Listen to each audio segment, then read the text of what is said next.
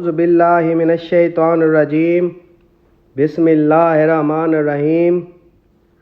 محترم سامعین کرام، السلام علیکم ورحمۃ اللہ وبرکاتہ۔ میں امید کرتا ہوں آپ سب لوگ خیریت سے ہوں گے۔ اللہ تعالیٰ آپ کے رزق اور مال میں اضافہ فرمائے، آمین ثم آمین یا رب العالمین۔ آج ہم بات کریں گے خواب میں غار دیکھنے، غار میں جانے کے حوالے سے۔ ان کی مختلف صورتیں ہیں اور ان کی مختلف تعبیریں ہیں، اور اگر آپ ان تمام تعبیروں کو جاننا چاہتے ہیں تو اس ویڈیو کو آخر تک ضرور دیکھیں۔ تو چلیں شروع کرتے ہیں آج کے اپنے موضوع خواب میں غار دیکھنے کے حوالے سے۔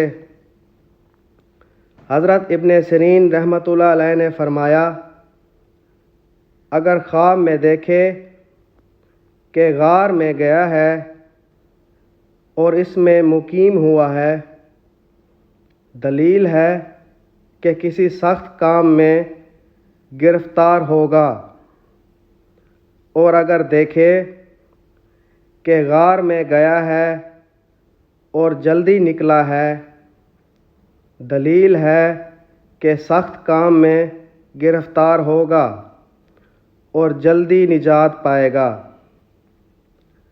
حضرت جابر مغربی رحمۃ اللہ علیہ نے فرمایا، اگر دیکھے کہ غار میں گیا ہے اور وہ غار روشن ہوا ہے، دلیل ہے کہ وہ قید ہوگا، اور بعض کہتے ہیں کہ کسی سخت کام میں گرفتار ہوگا۔ اور اگر دیکھے کہ غار سے باہر نکلا ہے، دلیل ہے کہ بیمار ہوگا اور شفا پائے گا۔ ویڈیو پسند آئی ہو تو اسے لائک کریں،